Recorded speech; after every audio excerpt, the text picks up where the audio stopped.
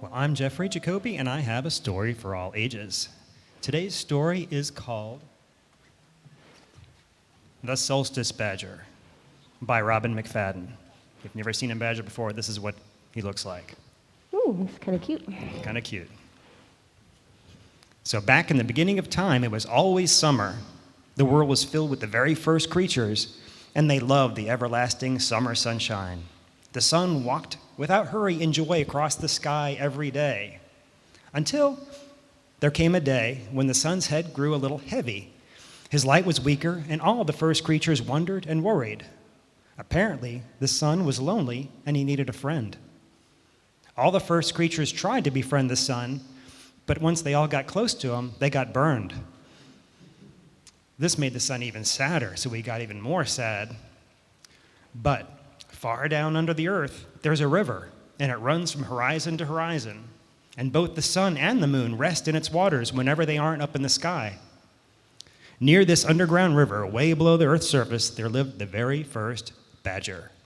His tunnels went everywhere, and he loved the bright jewels he found in the darkness. His home was a giant geode with walls that glittered and sparkled. In his solitude, he was pretty content, but he was a little lonely too.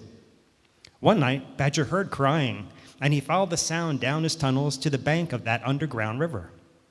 There was the sun. "What's wrong?" Badger asked gently. The sun was startled and jumped to his feet. "A new creature! I've never seen anything like you before. But you should run away before I burn you." Badger shook his head and said, "I have collected gems in the white-hot center of the world. You're not going to burn me. Come to my house and have tea." So they talked, and they found they had a lot to say to each other, each having been living in solitude. That next day when the sun rose, his light was clear and bright, and all the creatures of the earth knew that the sun had found a friend, and they were all very happy for him. Yay. That night, That night, the sun hurried back to the badger's house so they could continue their talks and their stories. They enjoyed talking so much that the sun left later each time they got together. Things went on like this for a while, and the sun was starting later every day and setting earlier and earlier so he could return to his good friend, and he didn't notice the world was changing.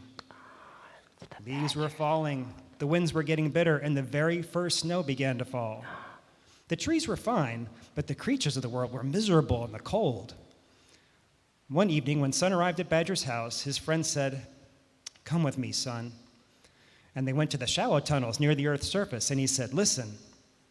The Sun listened, and he heard the howling wind and these creaking branches and the sounds of shivering and sneezing and no bird song and no scampering feet. "You must have spent too much time with me, Sun. The world misses you."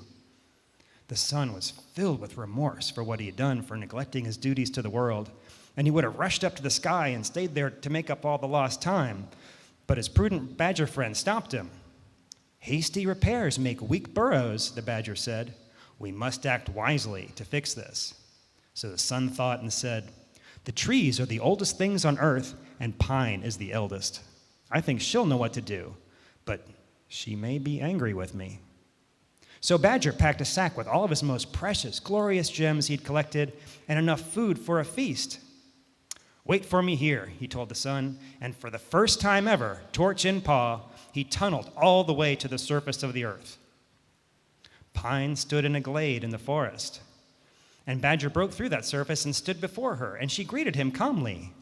"Hello, small animal who befriends the sun." Her deep voice made the ground quiver. "Welcome."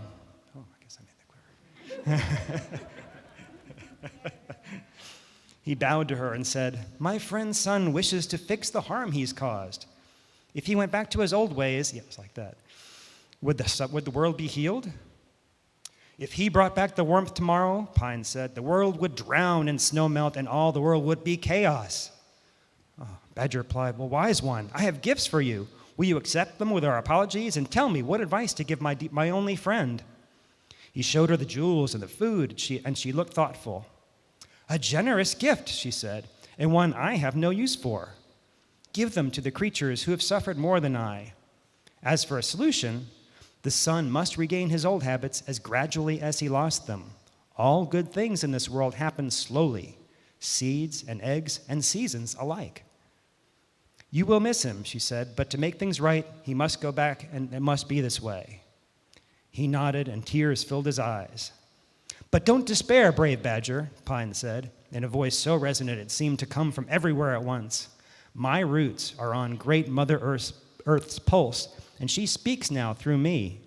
When 7 cycles of the moon have passed, the days will be as long as ever, but then your visits can grow again. After 13 moons, the pattern will begin anew, for the sun must have a companion, and the badger must be rewarded for his selflessness. And the Great Mother has decided to welcome these dark times and call them winter. All of the things held their breath in a moment of great awe. Badger joyfully cried, "So let it be. On this night every year I will tunnel to the surface to give gifts to all small beasts, gifts of thanks, blessing, and love." He held his torch high up in the air and said, "This will be a token of the sun's return. Please, Pine, take it and call them." So